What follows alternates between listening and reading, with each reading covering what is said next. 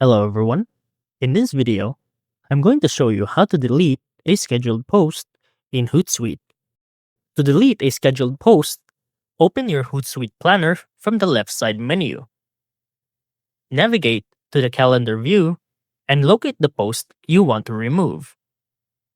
Click on the post to open its details.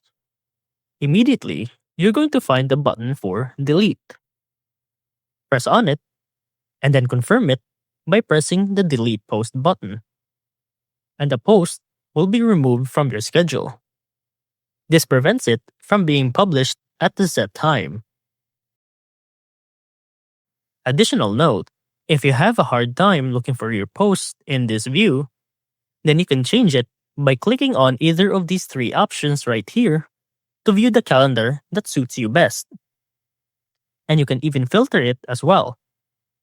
And that's how to delete a scheduled post in Hootsuite.